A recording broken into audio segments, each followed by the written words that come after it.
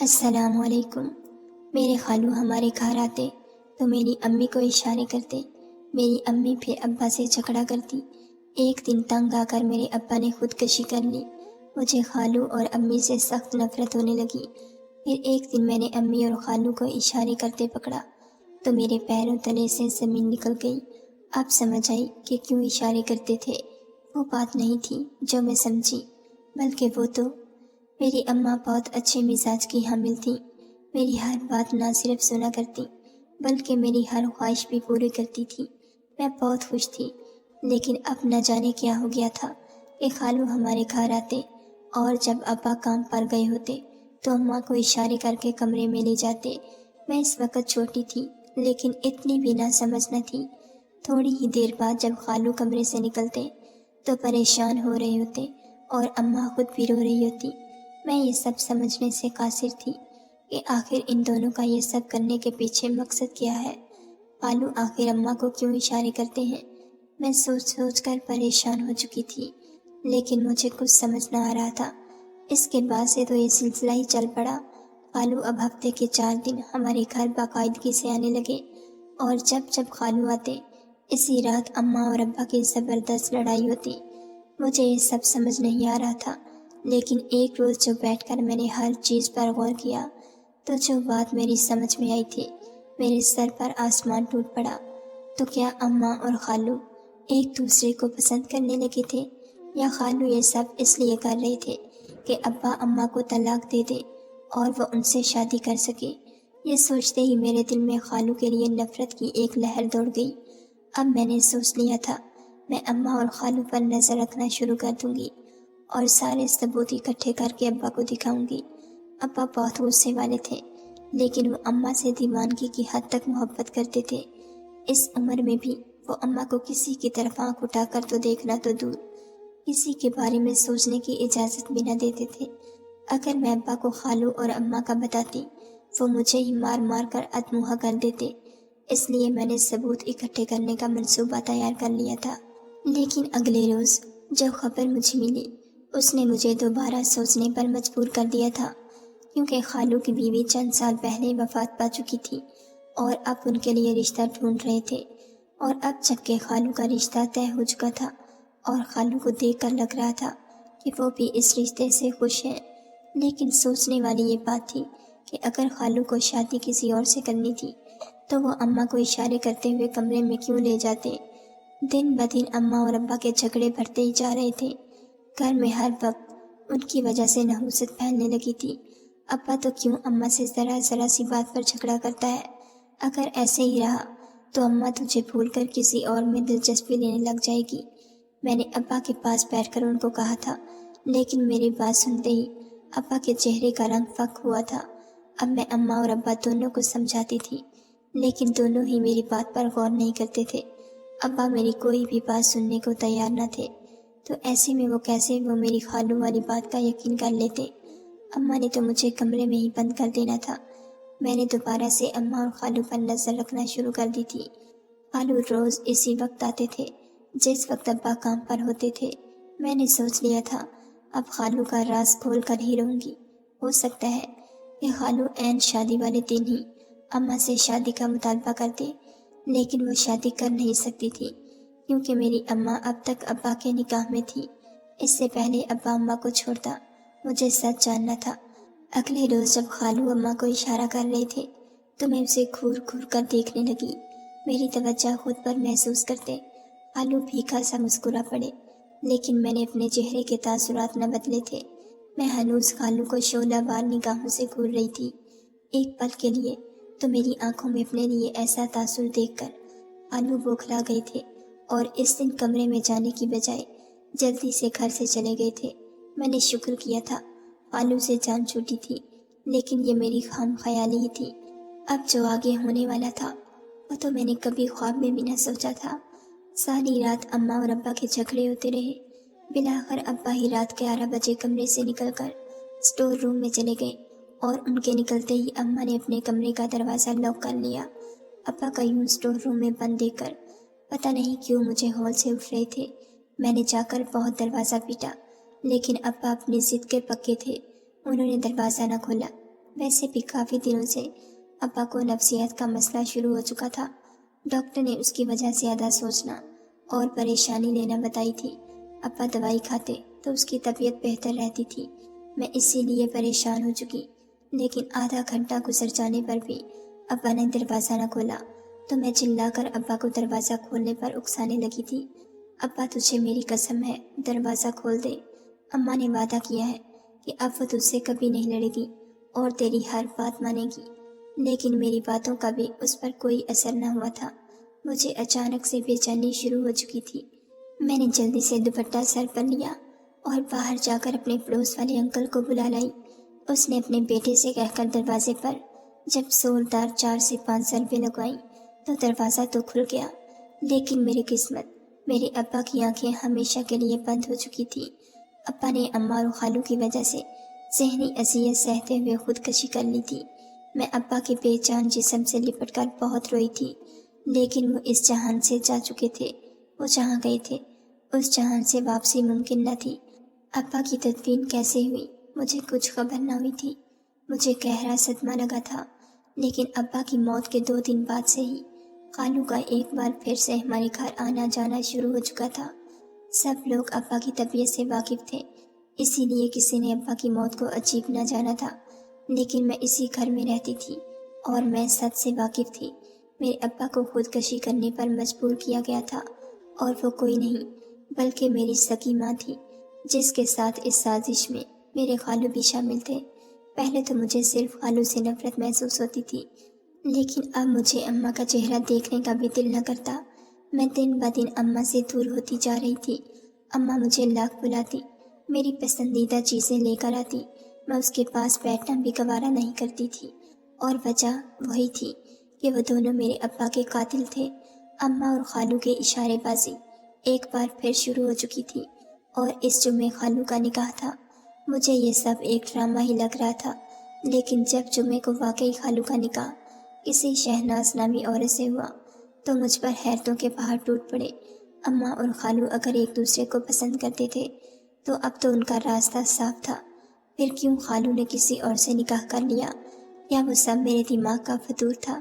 میں اب تک اپنی ہی اماں کو غلط سمجھتی رہی تھی۔ مجھے اپنی سوچ پر شرمندگی ہوئی تھی۔ اگر اماں اور خالو کے بیچ کچھ ہوتا تو اب تک وہ دونوں نکاح کر چکے ہوتے۔ اس کا مطلب یہی تھا۔ مجھے وہ سب غلط فہمی ہوئی تھی، لیکن اگر اماں اور خالو ایک دوسرے کو پسند نہیں کرتے تھے تو پھر وہ دونوں اشارہ بازی کرنے کے بعد کمرے میں جا کر کون سی خفیہ گفتگو کرتے تھے؟ اور یہ سب ابا کے جانے کے بعد بھی جاری تھا، یا اماں اور خالو کے ناجائز تعلقات تھے؟ اور اگر تھے بھی تو وہ دونوں کیوں شادی نہیں کر رہے تھے؟ خالو کا صرف نکاح ہوا تھا، 1 مہینے بعد خالو کی بیوی نے رخصت ہو کر ان کے گھر آ جانا تھا۔ اگلے روز خالو پھر سے ہمارے گھر آ گئے تھے۔ میں جو باورچی خانے میں کھڑی تھی فوراً سے باہر آ گئی۔ ارے خالو، 1 مہینے بعد تو آپ کی بیوی آنے والی ہے اور آپ یہاں وہاں گھومتے پھر رہے ہیں۔ آپ کو چاہیے جا کر کچھ خریداری وغیرہ کریں۔ میں نے چہرے پر مصنوعی مسکراہٹ سجا کر خالو کو کہا تھا۔ اماں کچھ خاموشی ہو کر میری طرف دیکھنے لگی۔ میں نے بھی خالو سے نظریں نہیں چرائی تھیں، کھوٹ ان کے دل میں تھا تو نظریں میں کیوں چراتی؟ ارے میں تو یہاں تم سب کے لیے آتا ہوں۔ بہت برا ہوا بھائی صاحب کے ساتھ، ان کو ایسی ہمت نہیں ہارنی چاہیے تھی، ان کو تمہارے بارے میں بھی تو سوچنا چاہیے تھا۔ پتہ نہیں بھائی نے انتہائی قدم کیوں اٹھا لیا۔ وہ چہرے پر افسردگی دکھاتے ہوئے افسوس کرنے لگے تھے۔ تھوڑی دیر باتیں کرنے کے بعد وہ اماں کے کمرے کی طرف جانے لگے تو میں بے ساختہ بول اٹھی تھی، خالو آپ تو مجھ سے ملنے آئے تھے نا، تو اماں کے کمرے کی طرف کیوں جا رہے ہیں؟ وہ اس وقت آرام کر رہی ہیں۔ ہماری زندگی میں ایک طوفان لا کر آپ کو سکون نہیں آیا جو آپ نکاح کرنے کے باوجود بھی یہاں پر آ گئے؟ میری باتیں سن کر خالو کے جاتے قدم رکے تھے۔ انہوں نے آنکھوں میں تحریر سمیٹ کر میری طرف دیکھا تھا۔ ان کے چہرے کا ایک رنگ آ رہا تھا، ایک رنگ جا رہا تھا۔ جب بولے تو ان کی زبان لڑکھڑا سی گئی۔ میں تو تمہاری اماں کا حال پوچھنے جا رہا تھا، بھائی کے جانے سے کافی اداس ہو گئی ہیں، اس لیے میں حیران تھی۔ کالونی میں اتنی بڑی بات پر کوئی بھی رد عمل ظاہر نہیں کیا تھا، بلکہ اماں کی طبیعت کا بہانہ لگا کر ان کے کمرے میں جانے لگے تھے۔ تو آپ کیوں تکلیف کر رہے ہیں؟ آپ بیٹھیں، میں اماں کو یہیں بلوا لیتی ہوں، ویسے بھی چائے کا وقت ہو چکا ہے۔ اماں جب باہر آئیں تو کافی خوش نظر آ رہی تھی۔ اماں کو دیکھتے ہی خالو کا چہرہ بھی کھل اٹھا تھا اور وہ دونوں باتوں میں مشغول ہو چکے تھے۔ اماں کو دیکھ کر نہ لگتا تھا کہ ان کو ابا کی جانب کوئی بھی غم ہے، بلکہ وہ تو خوش تھی۔ مجھے اماں اور خالو کی کچھ سمجھ نہ آ رہی تھی۔ اگر پسند کرتے تھے تو نکاح کیوں نہ کیا، اور اگر کسی اور سے کر بھی لیا تھا تو یوں چھپ کر اشارے بازی اور پھر کمرے میں بند ہو کر کیا گفتگو کرنے کی کوشش کرتے تھے۔ آج تو میں نے انہیں روک لیا تھا، لیکن میں جانتی تھی میں ان کو روز روک نہیں سکتی تھی۔ اب میں نے سوچ لیا تھا کہ میں جان کر رہوں گی وہ کمرے میں جا کر ایسی کون سی خفیہ باتیں کرتے ہیں جو میرے سامنے یا ابا کے سامنے نہیں کر پاتے تھے۔ میں نے اپنا ہر حلبہ آزما لیا تھا، لیکن میں کسی طور کامیاب نہ ہو پائی تھی اور نہ ہی مجھے کچھ پتہ چل سکا تھا۔ میں نے کمرے میں ایک فون تک چھپا کر رکھ دیا تھا، لیکن اس کا بھی کوئی فائدہ نہ ہوا، کیونکہ وہ دونوں اتنی آہستہ آہستہ بات کر رہے تھے کہ میں اگر پاس کھڑی ہوتی تو بھی سنائی نہ دیتا۔ فون تو پھر بہت دور پڑا ہوا تھا، لیکن ان کی باتوں کے دوران ان کے چہرے پر پھیلے دکھ بھرے تاثرات تھے، اس کے بعد غصے والے، اور آخر میں وہ خوش دکھائی دے رہے تھے۔ میں نہ سمجھی سے اس ویڈیو کو کئی بار دیکھ چکی تھی، لیکن مجھے کچھ بھی سمجھ نہ آیا تھا۔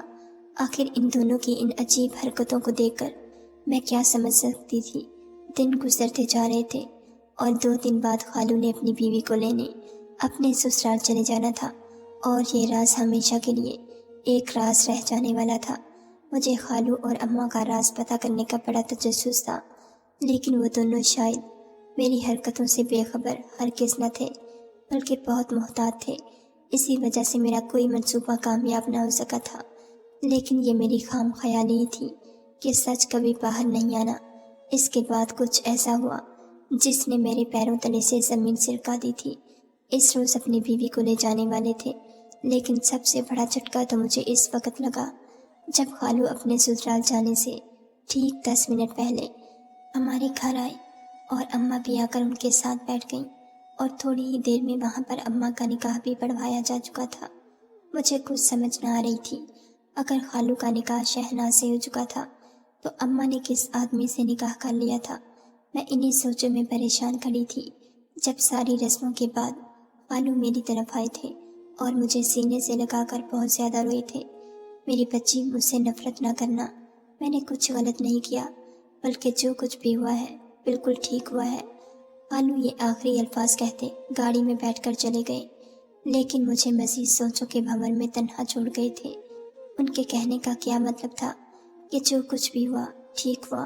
اس بات کا کیا مطلب تھا کہ ابا کی موت میں مجھے کچھ غم نہیں کرنا چاہیے؟ کیا وہ اسی کے مستحق تھے؟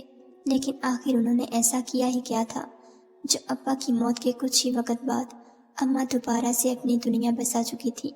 ان کی بیٹی جوان تھی اور وہ اس عمر میں خود نکاح کر بیٹھی تھی۔ مجھے اماں سے تو خالو سے بھی زیادہ نفرت ہونے لگی تھی، لیکن میں اسے دیکھنا چاہتی تھی جس کی وجہ سے یہ سب ہوا تھا، اور یہی سچ جاننے کے لیے میں اپنی اماں کے کمرے میں چلی گئی تھی۔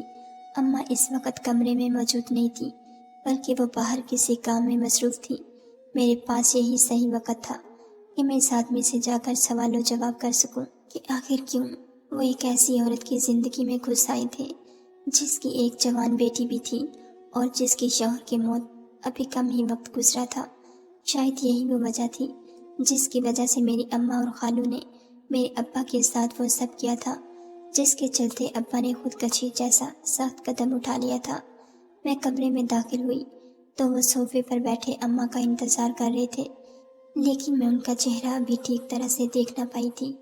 میں جیسے ہی ان کے قریب گئی تو میرے پیروں تلے سے زمین نکل گئی، کیونکہ وہاں تو میرے ہی ابا بیٹھے ہوئے تھے۔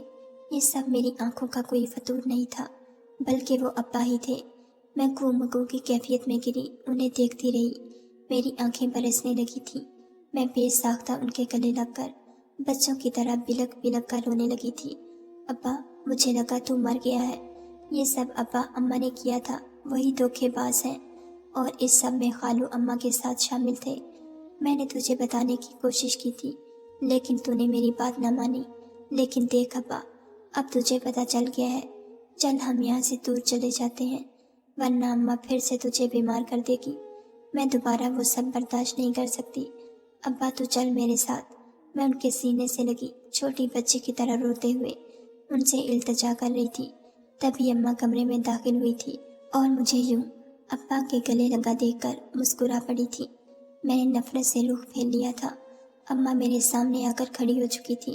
ابا بھی اپنی جگہ سے اٹھ چکے تھے اور مجھے پانی کا گلاس پکڑایا تھا، جسے پینے کے بعد اماں اور ابا نے آپس میں نظروں کا تبادلہ کیا اور ابا بولنا شروع ہوئے تھے۔ میں تیرا باپ ماجد نہیں بلکہ ساجد ہوں، ماجد کا جڑواں بھائی۔ میں اور تیری اماں بچپن سے ایک دوسرے سے منسوب تھے، جس کی وجہ سے ہم دونوں ایک دوسرے کو پسند کرنے لگے تھے، اور ہمارے بارے میں سب کچھ جانتے ہوئے بھی ماجد کو تیری اماں سے محبت ہو گئی۔